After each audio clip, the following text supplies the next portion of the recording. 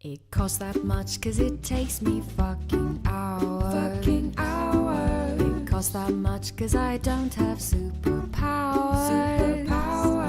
So you need to pay for my skills cause exposure doesn't pay the bills. It costs that much cause it takes me fucking hours.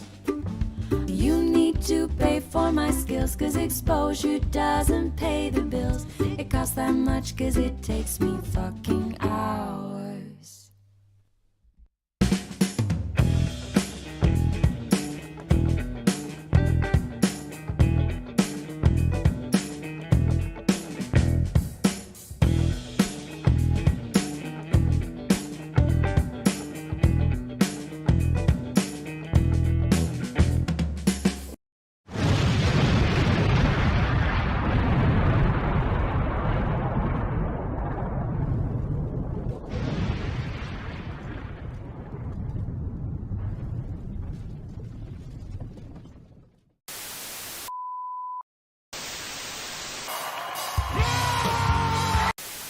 Shut up, bitch! We'll do it live. Okay. We'll do it live! Fuck it! Do it live! I'll write it and we'll do it live!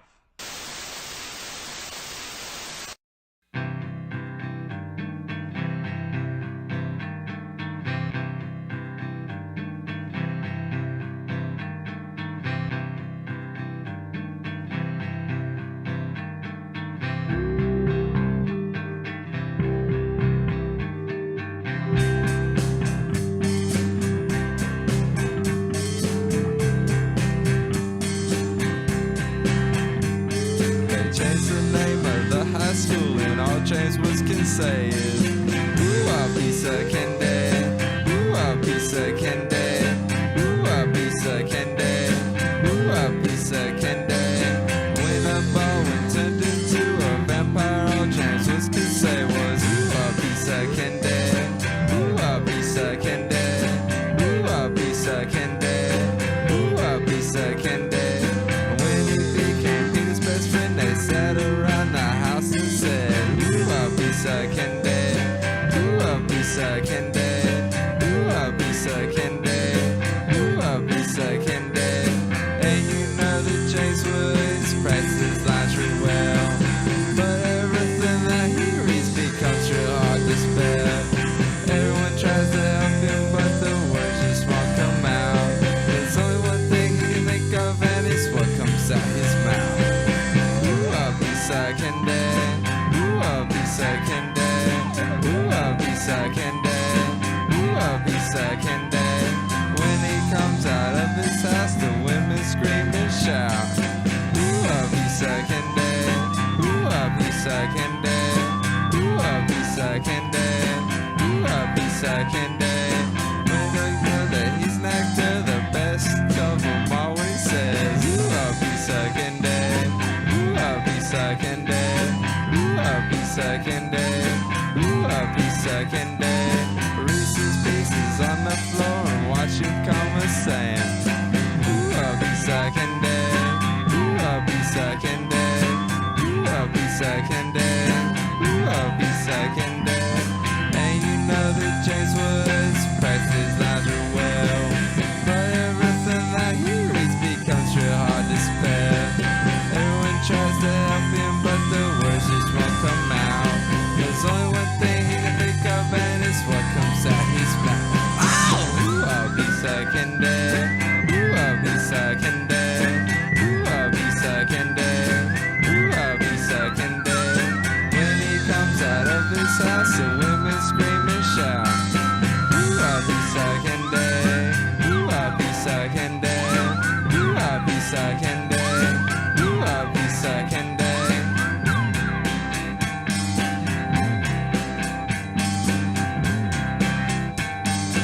Ooh, a piece of candy.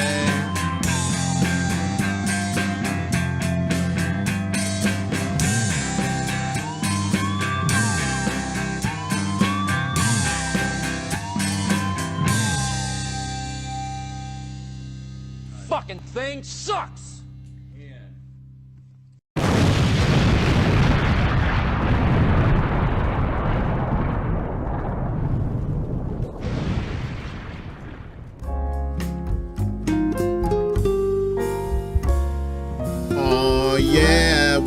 back. We are back like back hair. What? Shot who? Who said that? So yeah, the new graphics there, Ed with the pizza pie in his face. I had to get that on there. So you know, I told you, Ed, I told you that shit was gonna happen. Good evening and welcome to Extra Bulla. We've been off for a few weeks. Trying to fill the void with the secret show on the weekends. The kids seems to dig it. I haven't been sued yet, so that's always a good sign. Whenever you can avoid litigation, kids, that's usually a fun time. Let's check in on everybody. Well, first I got this little goodie here. I made this today, so this is my like, share, and subscribe thing. I have for the secret show, I have this chicken that lays an egg, and when you break the egg, it says like, and then another egg comes out and says, you know, subscribe, all that bullshit. So this is some my love for Joe Biden knows no end. So there's this here. Oh, that hurts. Oh, the humanity. All just so people will like subscribe to this bullshit channel. Anyway, we got Denver Attaway holding it down on the Rockfin for us. Good to see you. I'm so used to doing this at midnight now. It's still light outside, so it's a little freaky. We got Ed's here. Good to see you, brother. Reef and Colin had the INN show, news show earlier today. Fantastic stuff. Check out the replay after the show. Who else we got here? John Kemper. Hello, good sir. Good to see you. Kim's here as well. And we had Miguel here earlier. Dingo's here too. Good to see you. Yeah, so I've been trying to and Jimmy's here too. Jimmy and I host the Friday night midnight secret show. Looking forward to that tomorrow night as well. So but without further ado, we got to get this crazy lady on here. I've been dying to get her on here, but apparently it's easier to get a hold of Osama bin Laden than it is her. At least I have his email address, but now I had hers. I hope this works. Yes. Oh, yes, it works. Thank you, Jeebus. Hello. Who is this? It's like science fiction, only it's real.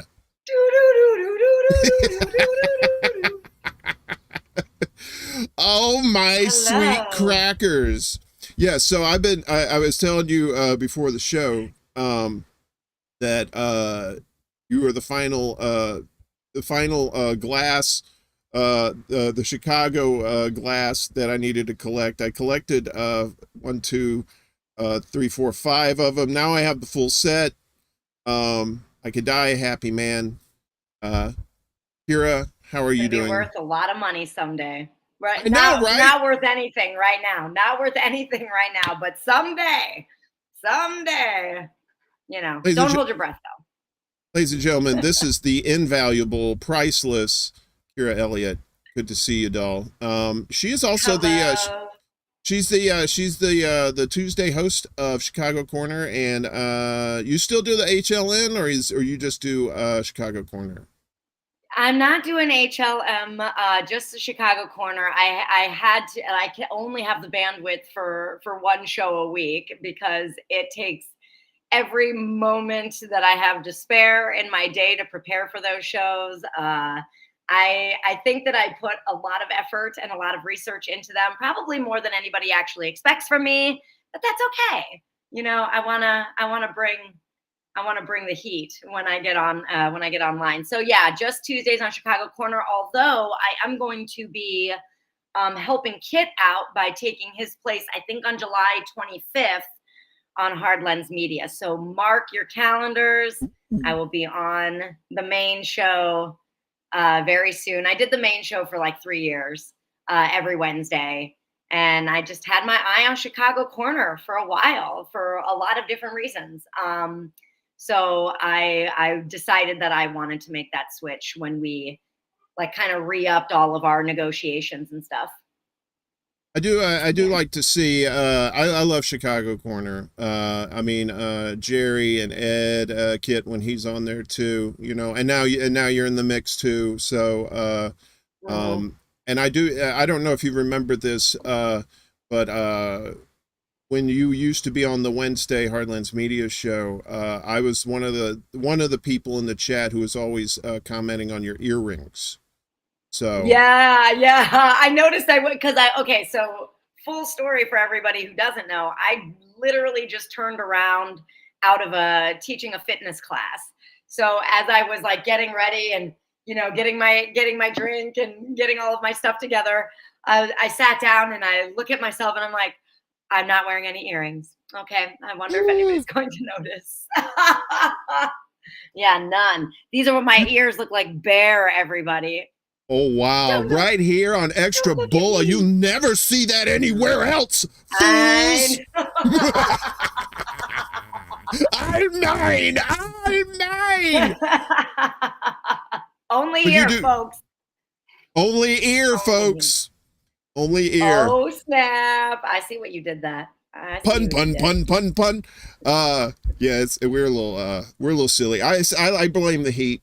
It's a little warm in here, so I'm gonna say it's not old age, but it is the heat. Go start. Are you Steve dealing Wilbrandt. with hot flashes? Is that what's going on? I may have the vapors. Oh my laws, yes. Oh, I think I do need a fan. Oh, I understand. Oh laws, this southern heat. How am I gonna sip on this mint julep and all this heat? So anyway, there's that guy. I think I could figure that out. Yeah, it's. What are you sipping on there? What you got there, cowboy? This is a whiskey ginger. Woohoo! That's what they called me in college. Yeah. What's that? They called me whiskey ginger in college. Or oh, did they really? Oh, that's definitely.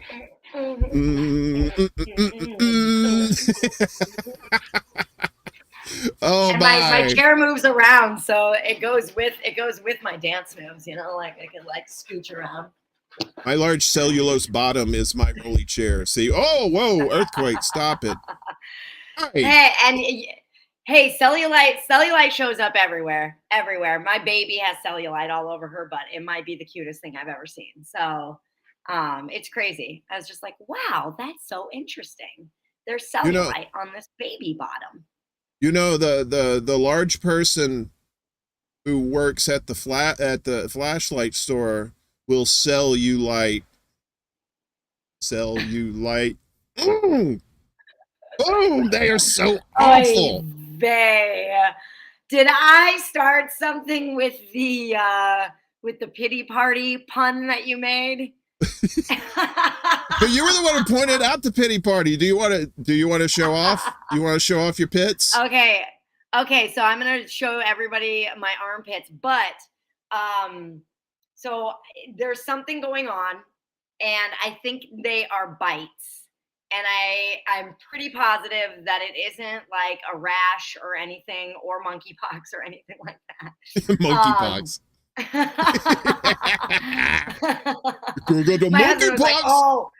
My husband goes, if they're monkeypox, I'm gonna crack up. And he's like looking at it. I go, monkeypox are like sexually transmitted or transmitted through like skin on skin. I was like, unless you haven't told me something, it's not monkeypox. But I'm pretty sure. Okay, so I was working out on Sunday, and I work out in my garage on Sundays. And my garage is not the cleanest place, and there are many, many, many, many, many, many bugs in my garage. When I was done working out, I went inside. I was in a hurry because I had to train people on canvassing because I do a lot of activism and organizing. So my armpit was really hurting, but I really didn't have time to like pay attention. But I went and I examined it and I looked and I didn't see anything there. And I was like, did like something get caught in the follicle of my armpit? What is going on? Didn't see anything there. And then the next day, my armpit is all swollen up. And I've got. Oh my God. And these are nothing. Like, this is just like, these are going down, right? These were all swollen and they were big and fat and awful. And I was like, oh my God, I might have to go to the hospital. But of course, because I have been so traumatized in America that like going to the hospital costs a lot of money. I don't even consider actually going to the doctor for anything because even though I do have health insurance now, I got health insurance when I got married. But I went so long without health insurance and without money that I was just like, I'm not going to the doctor for this. Yeah, that's the thing too. Like, that's the really, thing. Yeah. Insurance is kind of like an old wives' tale, right? It's like, oh, I got insurance, but you know, you're still probably, even for like the most minor things, if you end up going to the hospital for something, you're gonna end up just like spending a lot of money out of pocket too for like co-pays and like all this other stuff too. So I mean, you wouldn't pay as much. I mean, you would pay more if you didn't have insurance, but still, Yeah. it's so it's kind of It's just like, insurance. for me, like not even a consideration, right? So I went without health insurance my entire adult life, up until I was 35. I got married when I was 35. And so so I went all those years without any kind of health insurance. Well, I was on the pink card in Illinois until the Affordable Care Act passed, and then the pink card got taken away, and I didn't get any health insurance that I could afford because the Affordable Care Act is not well named. You know, so I've just never, for everything, I've just never gone to the doctor. Because the doctor was just always out of reach, too expensive. And even if I was going to go to the doctor, I was going to be sitting in the emergency room for hours. Yeah. Hours, right? So not only am I paying out of my ass and sitting, I mean, I'm sitting in that emergency room forever. And who knows if they know what to do about it, you know? Yeah. And that's the other piece. It's just like all sort of, you know, like, well, I hope that they know, right? And it's like, oh, here's some calamine lotion, get out of here. Right. Which is what my assumption would be, right? Because then they'd be like, well, we're going to take a bunch of blood tests and we got to do this and it's going to be $1,600. I'm like, of course it is. No. Like, so now that I have health insurance, I have Cadillac health insurance because I married a federal employee. Ooh, nice. Yeah. You done good, girl. You get that money. Get that money, girl. I was not gonna get married, but I found a pretty darn good partner. I was like, I think it would be silly of me to turn this proposition down. So anyway, I got me that health insurance, and I still don't go to the doctor. I still like I'll figure it out, right? If I broke my finger, I wouldn't go to the doctor. Like, why would I do that? Yeah, just do it like old West style. Get a couple of popsicle sticks and some duct tape. Bite, get you some whiskey, bite down on a bullet, and you're good, right? For real. Well, the reason I use that example is I did break my finger once and didn't go to the hospital. I went to CVS and I got like a little fake, like they have like those little splints. Oh, and right, I yeah. put that on my finger and just got a bunch of like pain meds. And I mean, I smoke a bunch of weed, so that probably helped. And, just like dealt with it. I sit with it, whatever. Fuck it. I had to, here's what Ed says, rub some dirt on it. It'll be fine. Yes, that's, fine. Walk it off. It's fine.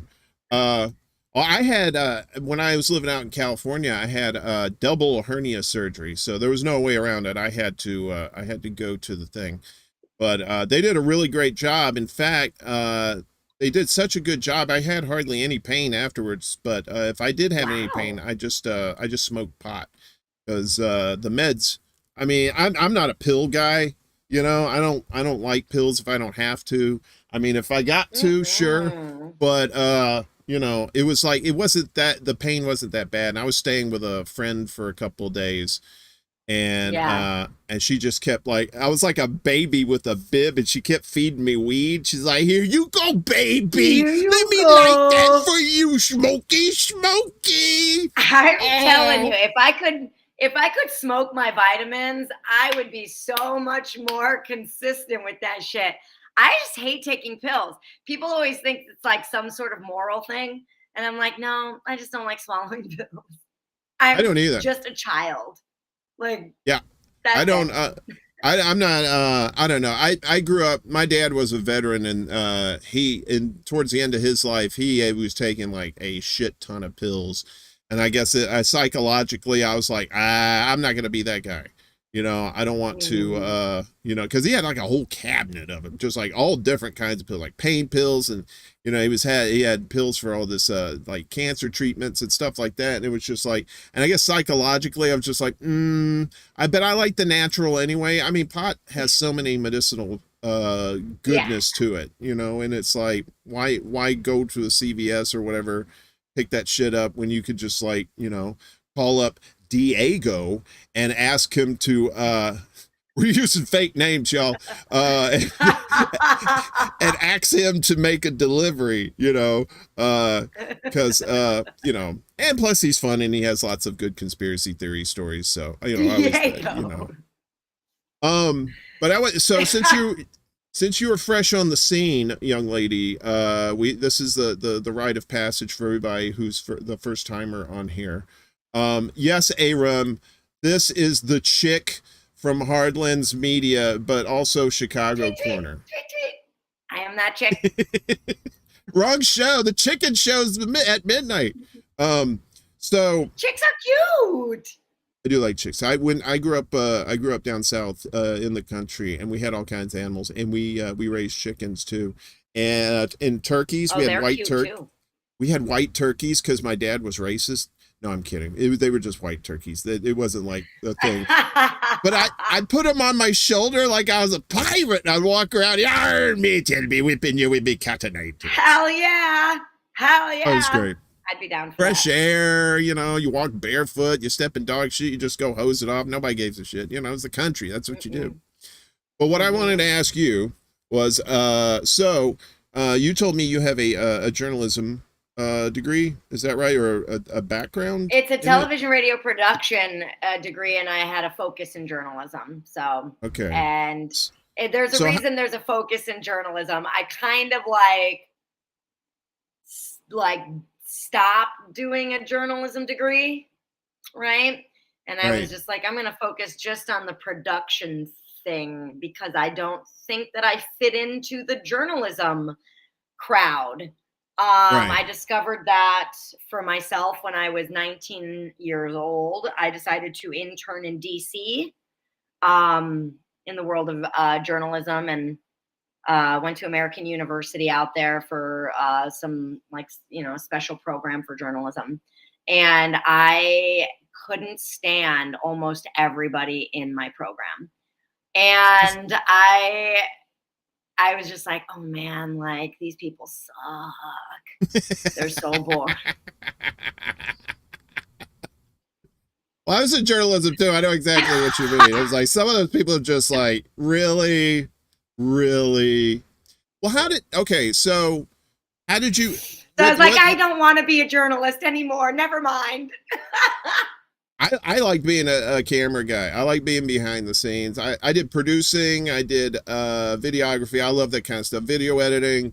Never got on camera. I think never got on camera when I worked in TV. So, and they tried to. Like at one point, I was a handsome young man.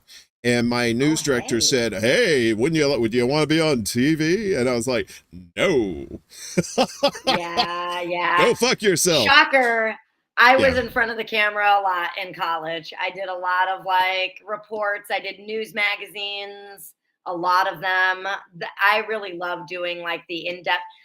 I'm sure anybody who's seen any of my coverage on anything knows that I really like in-depth stories.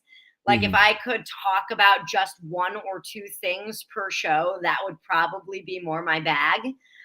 So I used to do because I did a lot of editing. I actually was pretty good at editing and I really enjoyed it.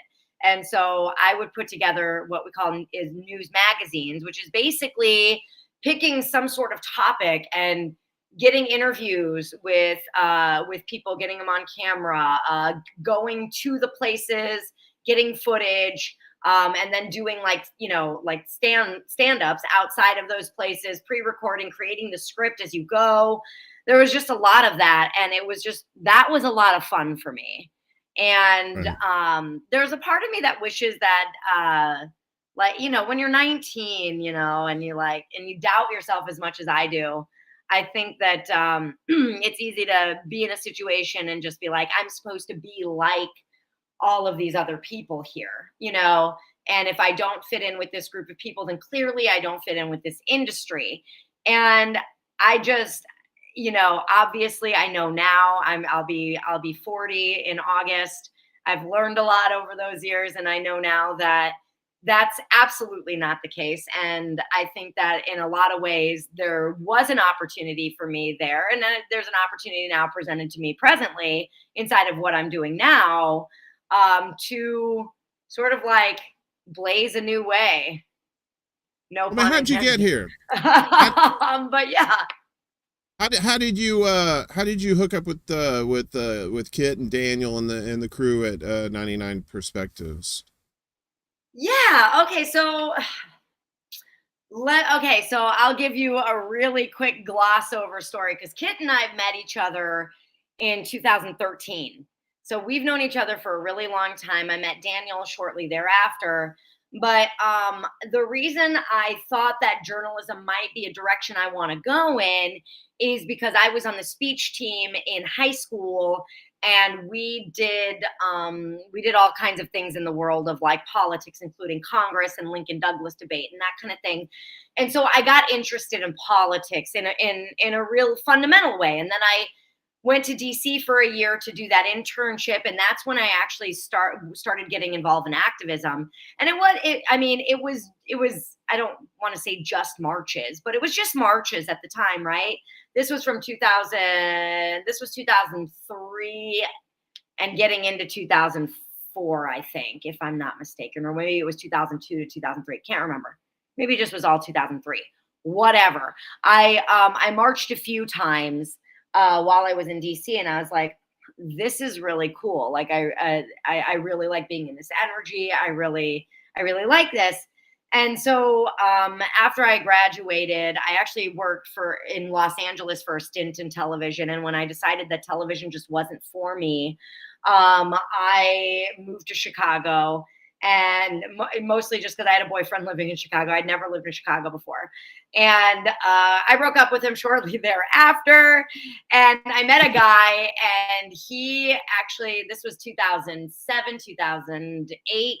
And he was listening to this show called The Young Turks. And I was like, who are these guys? And I had been paying attention to politics all this time. While I was living in Los Angeles, I was paying attention, but I was listening to conservative talk radio because there wasn't any real left-leaning radio, right? There was like, I was not aware, I should say. I was not aware of any left-leaning anything, and I preferred punditry over like dry news anyway. So I would have preferred to listen to the right wing punditry, over anything else. So I listened to a lot of right wing media, and I always stayed really grounded in my left wing values and beliefs.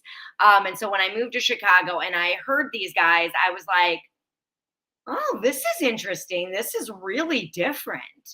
Right. And so I kind of like glommed on, and I got really into it. And then I went into these, what the fuck are they? Like fan groups, right?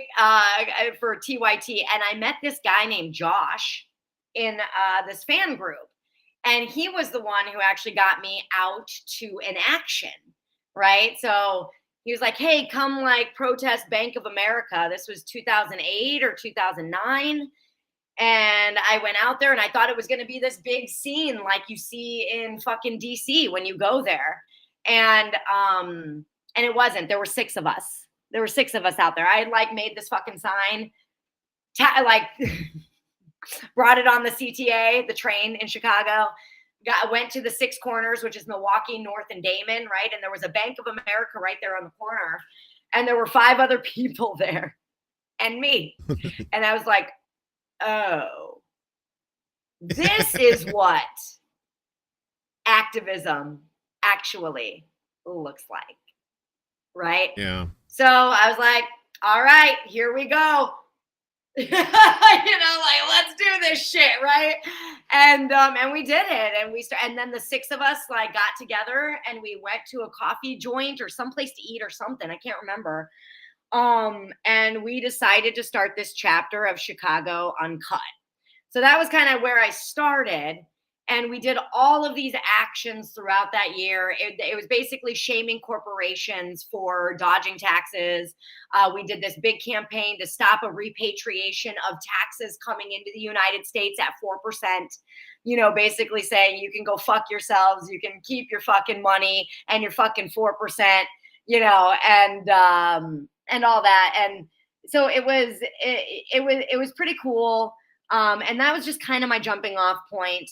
And after all of that, and after that group split up there are all kinds of reasons that like groups split up, but US Uncut Chicago still actually is active. They're active. I don't take part in them, but they're alive and well.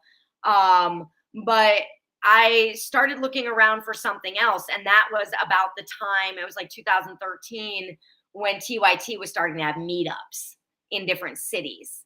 And that is when it was at that point that I was like, okay, I'll go to one of these meetups.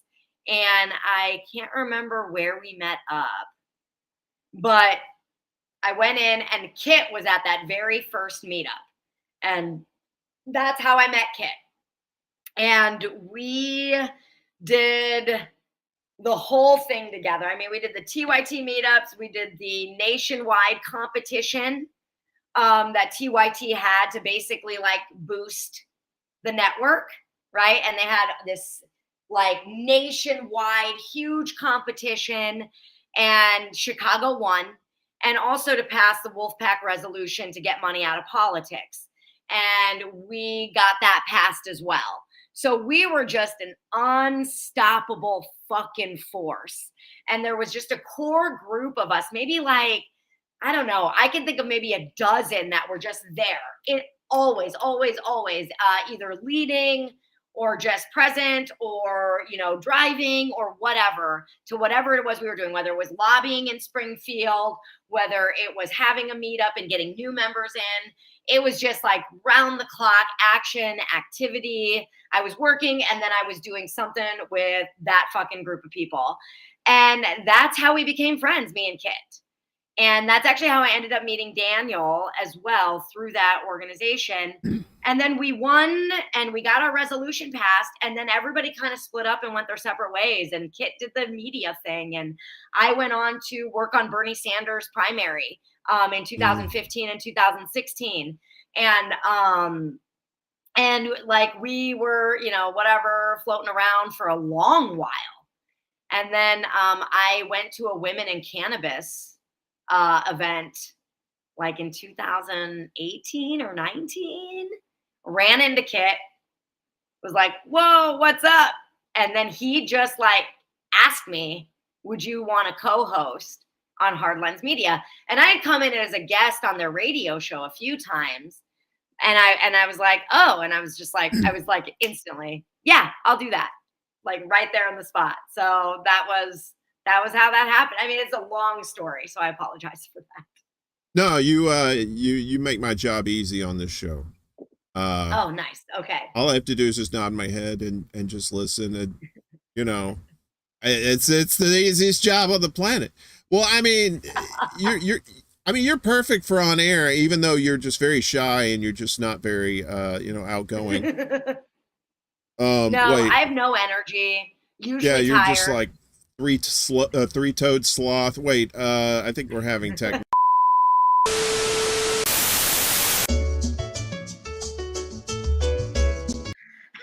Okay.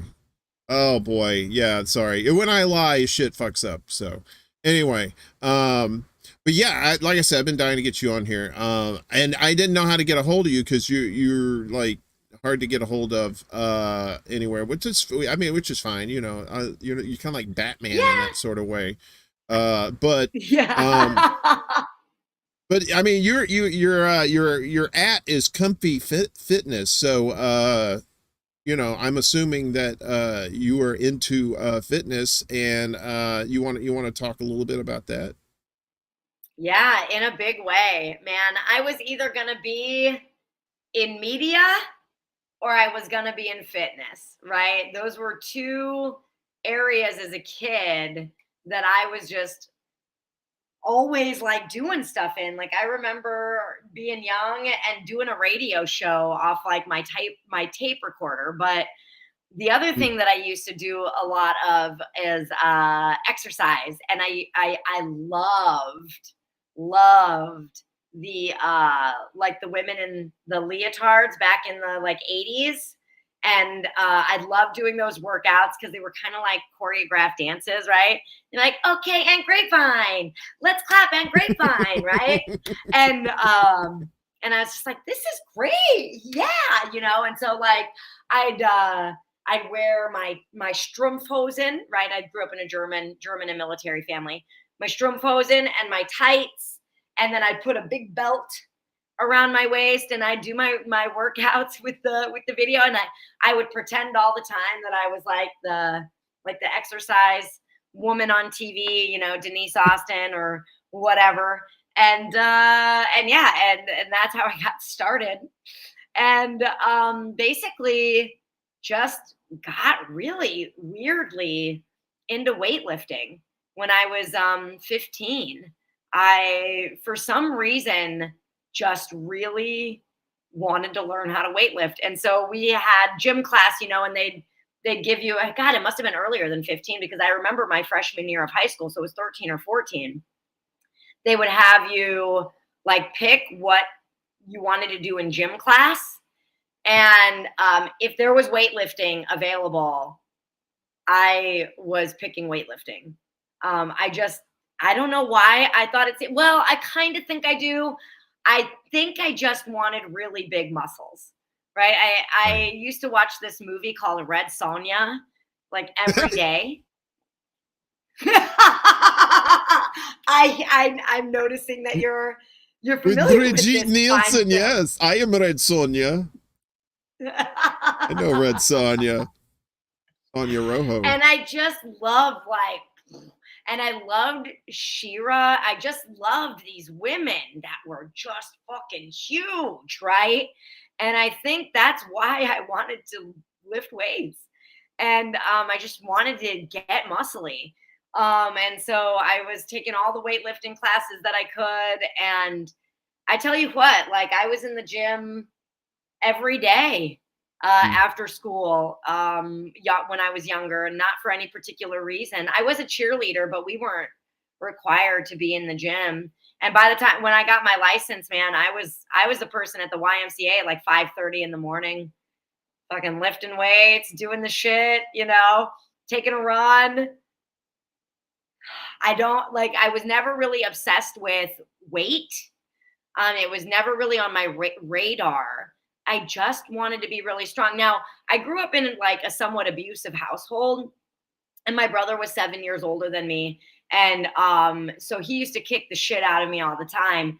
And so I think that there was this like, I need to be really tough thing too that was present for me, because my parents weren't really ever around. And so I did a lot of fending for myself. And yeah, and I think that was a little piece of it too. I knew that I needed to be really strong physically, whether it was for home life or just out in the world.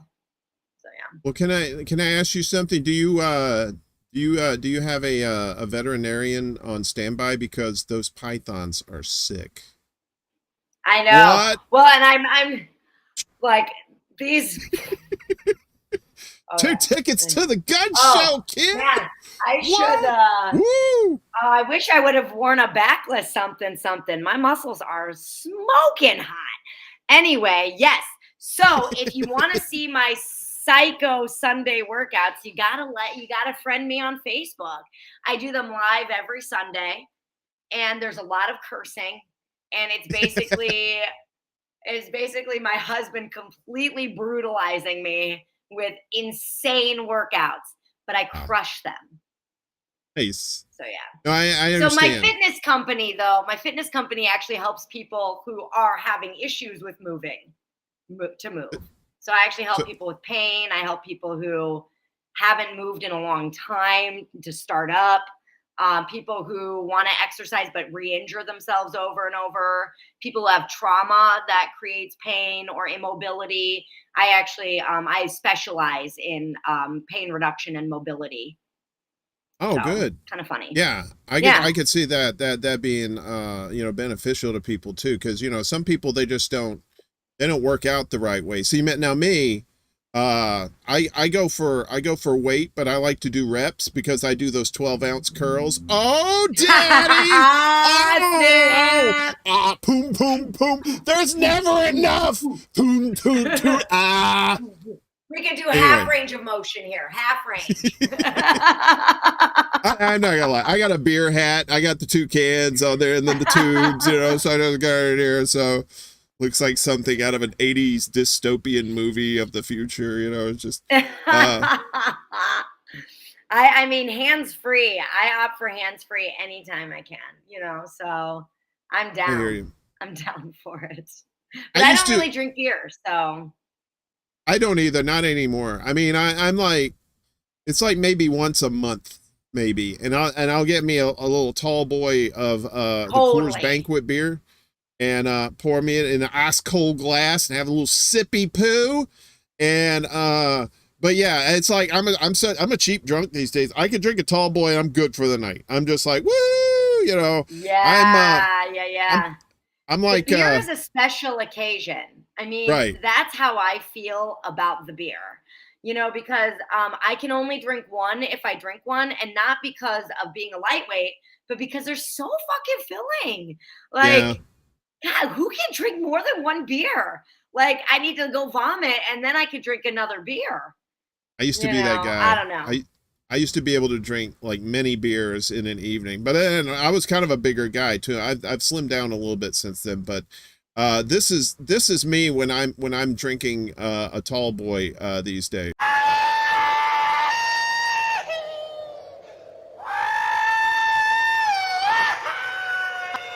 I'm riding the bomb, baby. I'm riding that bomb. And then that bomb.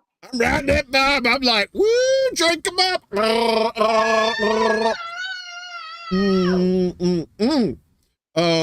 Yeah. So, but I used to be able to put them away back in the day, but nowadays it's just I'd rather smoke weed or have an edible. I think I like that kind of feeling because it's like a whole body thing, and then the next morning I don't wake up like Agreed. I don't feel like 100%.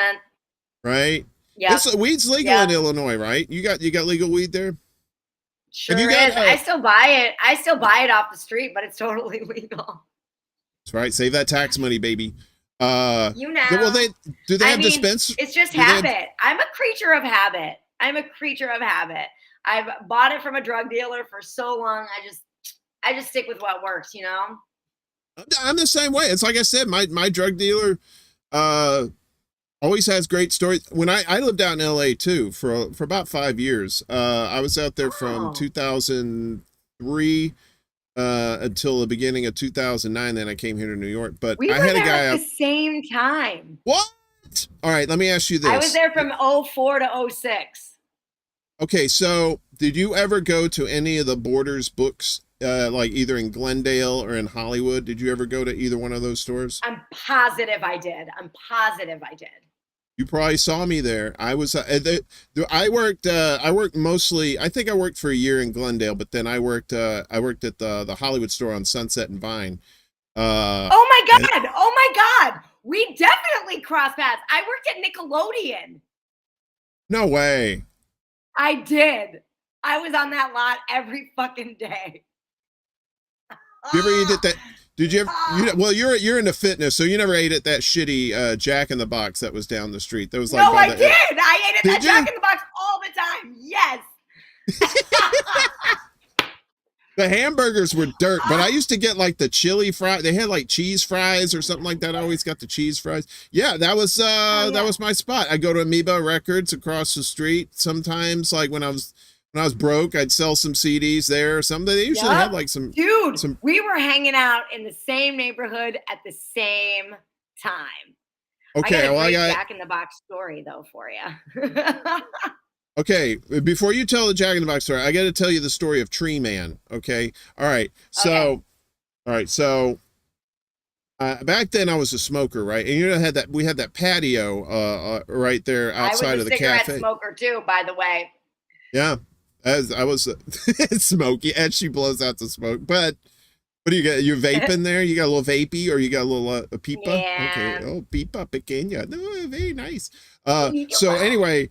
Me and my buddy Tony, we were both supervisors at Borders, so we could basically go out and have a smoke whenever. So we'd go out there. I'd say, "Hey, come on, we're gonna have a smoky treat. Let's go see if Tree Man's out here."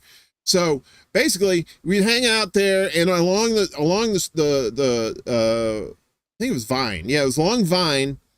There was this guy. He dressed up like a tree. Right? I mean, he had like the whole thing. He looked like a tree. And what he would do, he would stand on the sidewalk. He looked like he was a tree, and people would walk by and he'd go, "Hey, how you doing?" And these people would just like lose their shit. Like, what the fuck? No fucking. Oh my God. How did I not know about Tree Guy? Oh my God. I think Tree Man was mostly in the mornings. That's when I usually saw him. I think he did it. I think he may have like a real job, not being a tree, doing something else. He may have been up on Hollywood Boulevard with the sad Superman and Spider-Man. That they all lived together in an apartment building. They had like a whole documentary about those cats. Yeah, yeah. Yeah, that's weird. That's really weird. Those people were weird, huh? Yeah. They're weird, right? Yeah, I think Superman was manic depressant or something. Like they all had some issues with him. They all gave me weird vibes, but it was before I really understood like energy. I just knew that I just did not want to be around those people because they just didn't feel right to me. So you're not. You said you're not from Chicago. Where are you from originally, if you don't mind me asking? I am a military brat. So I was born in Oklahoma. Don't be jealous. and then I lived in Germany. Okay. And then we moved to Northern California, Fort Ord. We were in Stuttgart in Germany. And then we moved to Fort Ord when I was 4 years old. And then we moved to Iowa when I was 7 years old, for the Rock Island Arsenal. And, I've had sex in Iowa. I've had sex in Iowa, in Pella, Iowa, where they make windows. Just, so the kids in the Pella, chat know. Iowa also has a university. Was it at the university that you had sex? No, it was this chick's mom's house. We were going to visit, and she was out. So, and it was a long train ride. Anyway, yeah, it was in Pella. So it's like where they make Pella windows. It's like the second most popular windows in the country or something. I don't know, some shit. Really? I didn't know that about. I know that they had. I've had a lot of sex in Iowa. I don't think anybody's surprised by that. Iowa's a breeding ground. I went to high school. I went to high school in Iowa, and I was sexually active in high school. Okay, so there. I went to high school in Mississippi, and I was not sexually active, at least not with other people. There you go. Although I do have, I ruined a few pairs of socks, and there's a Piggly Wiggly grocery bag out there that may have a paternity suit filed against me. But I wanted to get back to that was so long ago. Of course, that's why I don't check the mail the week of Father's Day. Right, that's why I don't check the mail during the week of Father's Day, just in case. Oh, you never know. Ooh, my boys can swim, kid. Oh yeah. So anyway, I want to hear your Jack in the Box story because you're going to tell me a Jack in the Box story, and yeah, I want to circle back to that. Okay. Yes, please. Okay, it's not really about Jack in the Box so much as it is about like what a shit show I used to be. Used to.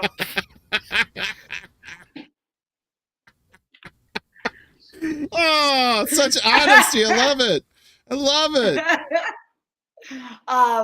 So when I lived in Los Angeles, I lived at La Cienega and Pico area, Okay. like Beverly Hills adjacent, right? Right.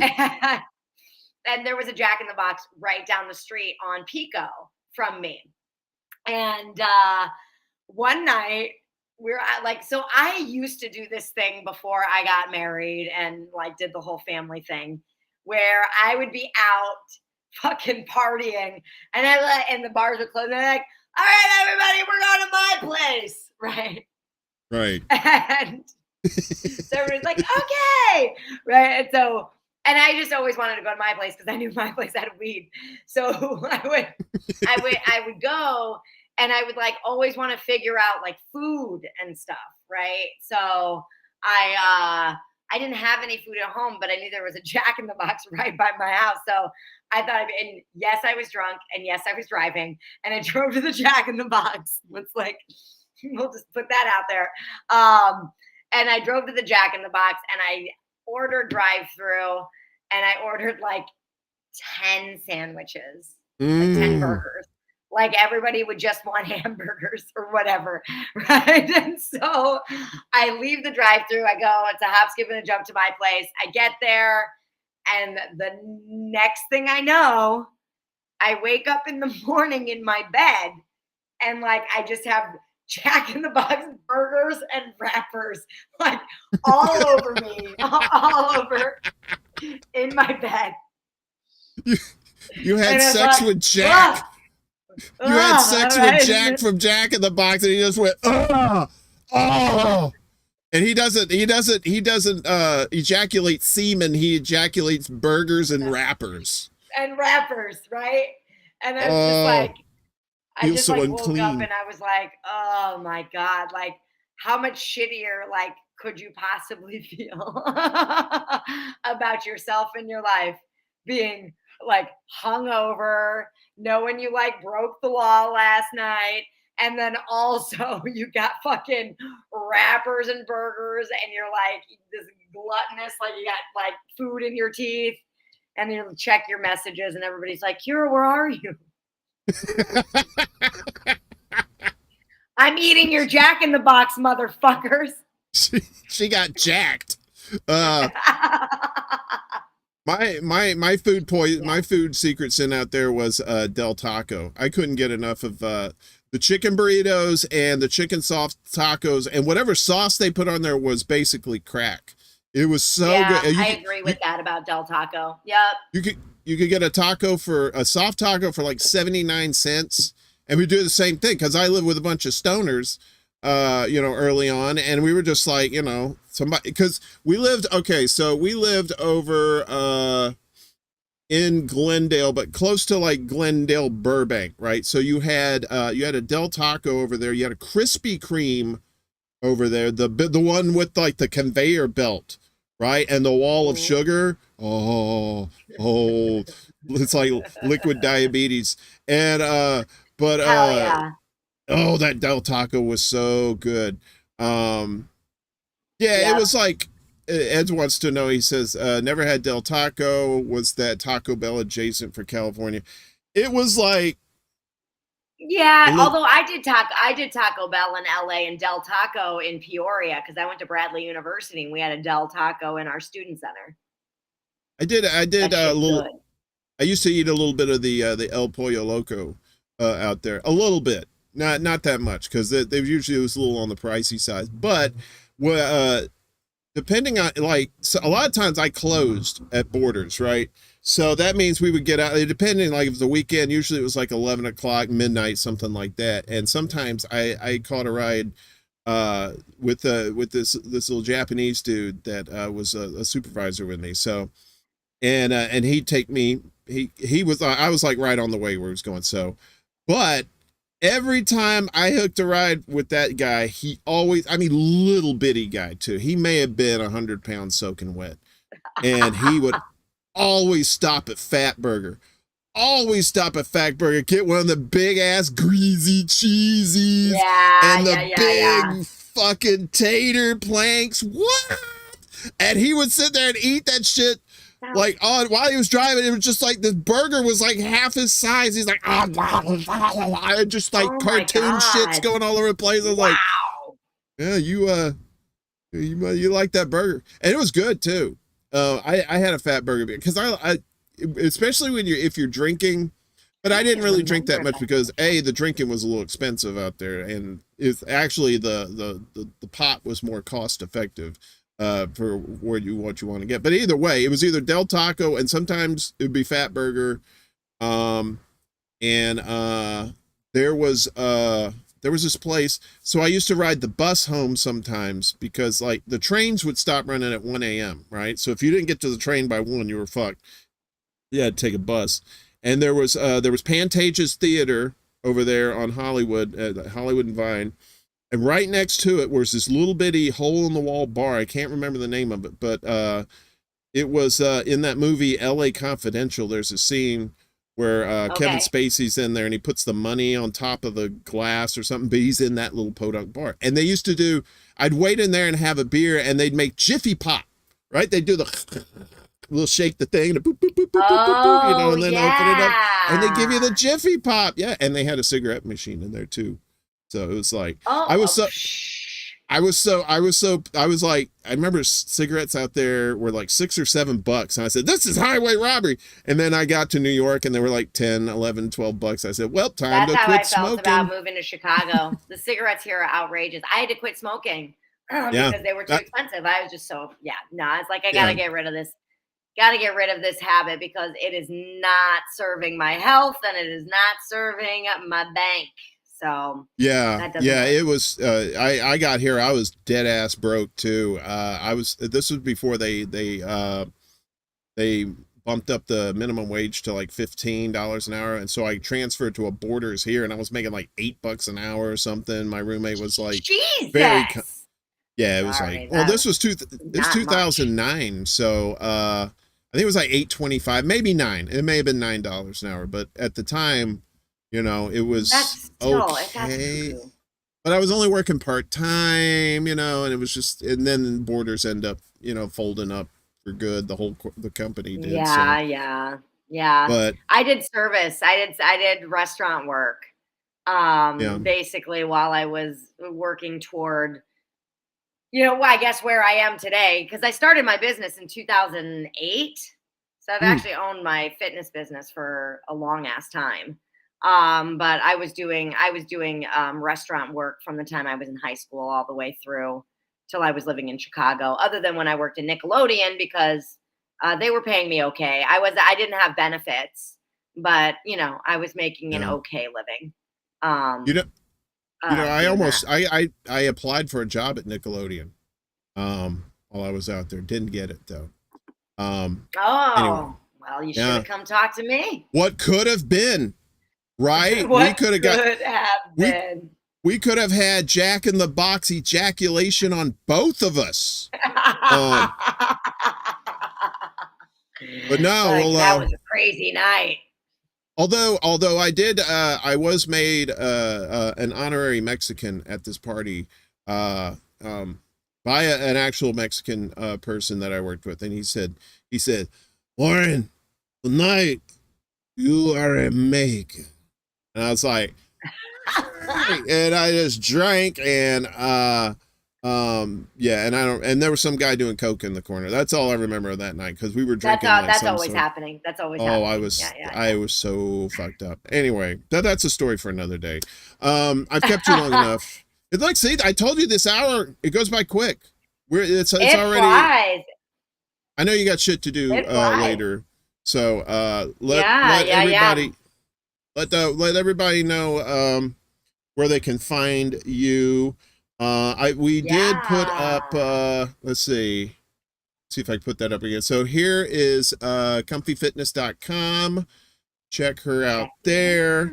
And I think Ed put the Chicago Corner link in the chat. If people scroll up, you'll be able to see that. What else you got going on, kid? Well, the main thing I want to plug right now is a wrestling show. So we haven't wrestled in a while. So I am part of a league called the Mud Queens of Chicago. What? And I'm actually looking up our website right now because I don't want to get the date wrong, but I'm totally going to get the date wrong. So that's what's going to happen. So, so check us out on Facebook. Just check out Mud Queens of Chicago, or online Mud Queens. I think it's like mudqueens.com or something like that.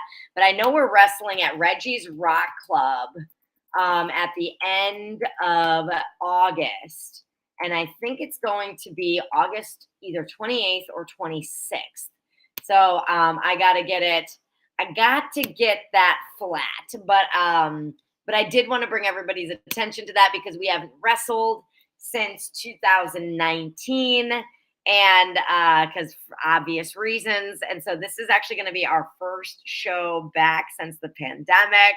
I'm very excited. I was the champion mud wrestler for the years 2016 and 17. I've been a mud wrestler since 2009. So I wrestled for 10 years before we went on hiatus due to the pandemic. And I'm ready to get back in the ring. I always thought like when I was because I had a baby, right, in 2021, at the beginning of 2021. And I always thought that if I like had a kid, I'd have to stop wrestling, but the wrestling actually stopped. So I never had to miss anything. Does your child have a really large round white head and like a cone that sticks out? Like, oh wait, no, I'm not saying that, Jack.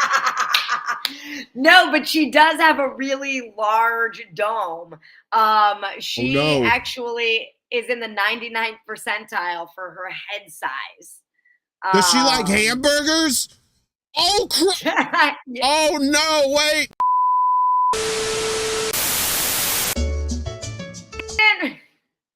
I didn't realize the gestation period was like a decade. Yes, it is for hamburger babies. You can't just like 2 decades at this point. God. Yeah, you just can't you don't pop it out in 9 months. You gotta let it marinate, you gotta let it marinate. Exactly. Oh my goodness. Ed's wondering if I'm gonna wrestle as my previous persona or if I'm gonna be a new one. And no, I'm gonna be previous persona. I'm gonna be Brownie Bruiser. So I'm a Girl Scout. We got all kinds of characters. We have Albano, Andy Kaufman's Cancer, Calamity Payne. Oh my God, Andy Kaufman's Cancer. Yeah. You can fight cancer, but you can't beat it. That's her slogan, and it's really rough.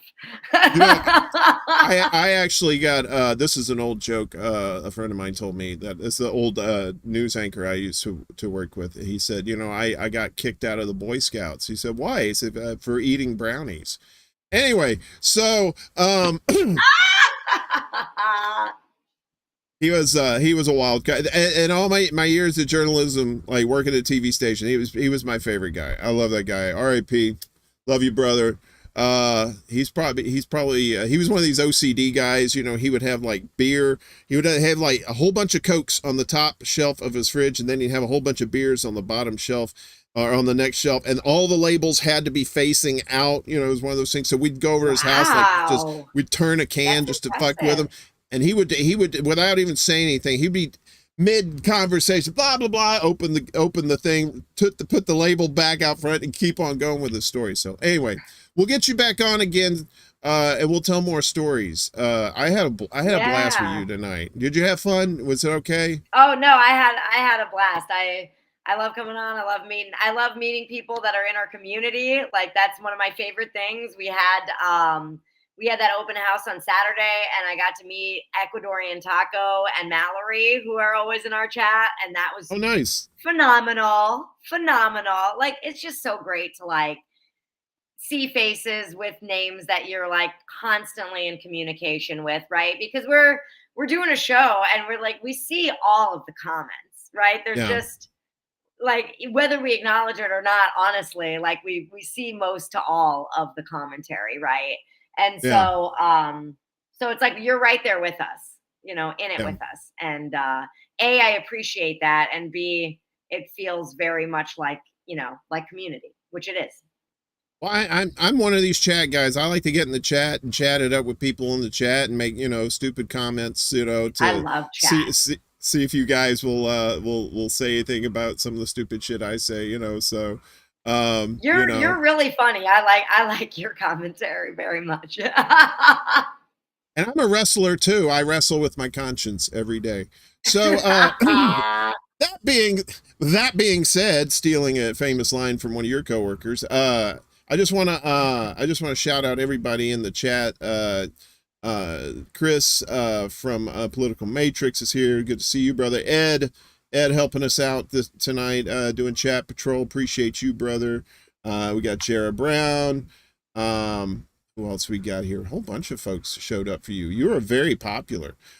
Kelly Signs, Chris Legion. Yes, you are. They see me and they're just like, okay. But I get a hot broad on the show, and it's like those numbers go up, baby. Yeah. You're welcome. You're welcome.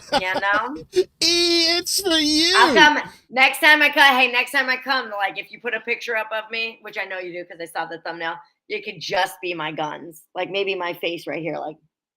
Wait. Hold on a second. Actually, wait. I'm gonna do my not poxed armpit. Jesus Christ. Oh yeah, that's gonna be the thumbnail next time, kid. You are damn straight. We had Jerry was here tonight. Good to see you, Jerry. All the stars come out at night. Aram, thank you so much. I know Miss Jimmy was here. Kim, Ghost Start, Dingo, Steve Wolfbrandt. Awesome. I think that's John Kemper. He's a Chicago guy too. Reef was here too. And yeah, I think I got everybody. But yeah, so I just want to let everybody know I'll keep my shit simple tomorrow night, midnight Eastern, the Secret Show. Friday night, Miss Jimmy Sunderland will be, she's my new Friday night co-host. And then Saturday night, just confirmed today at midnight for the Secret Show, Jesse Jett's going to come on, play a whole bunch of cover tunes, and we're going to cut up as usual. Love Jesse. Jesse is exceptional musician, fun guy, grows on trees because he's a fun guy. Yeah, that was... I love some dad jokes. Miss Kira, I love you to death. Thank you so much. Keep doing what you do. Thank you. You were just my pleasure. You were a flower in this space. Denver Attaway on Rockfin too. Appreciate you, brother, or sister. I'm pretty sure you're brother. But I get in trouble when I try to guess at stuff like that. So I just say dude or Yo Chica. That usually works. But so we will see you. We'll see you again Tuesday night, right, on Chicago Corner, 7:30 p.m. on YouTube. Are you guys? Do you do the show on Rockfin too, or is it just YouTube? What are the other channels? I think it's just YouTube right now. Okay. I'm positive it's YouTube. I don't know why I say I think. I'm positive it's just YouTube right now. But what the fuck am I talking about? Sometimes I fucking do that. I'm just like, I think it's no. I know the fucking answer, right? Anyway. Well, thanks, doll. I appreciate you. I want to thank everybody in the chat thanks for coming out. This was a great show. We were off for about a couple weeks, and I don't like to do a show and just like keep repeating guests. I like to get new people on here, and I'm so glad I got you on here. To get to know you a little bit better and what you're about. You're just amazing. I can't wait to hear more stories from you. So next time you come on, you will be what I refer to as a returning champion. So there you go. Yeah, well, and then you won't have to give yeah. Oh, that's right. Oh, snap. Tickets. There's a shadow in the background. There's somebody coming into the screen here. Oh, there's a lightning bug coming into my space here. Ah. Is this a? I hope you know this gentleman, right? Blink if you're okay. Yeah, that's my husband. Oh, okay, yeah, okay, all right. We worry about you. Are you eating right? Are you washing your linens with good soap? Yeah, that's the dude I married. That's my New York Ikea voice. So why don't you ever call me? All right, we got to get out of here. Have a great night, everybody. Kira, husband, everybody. Have a great night. We'll see you later. And as always, wash your ass. Nobody likes a dirty ass. Keep it clean. It's summertime too. That's going to be a chore. Agreed. Good night, Don't have everybody.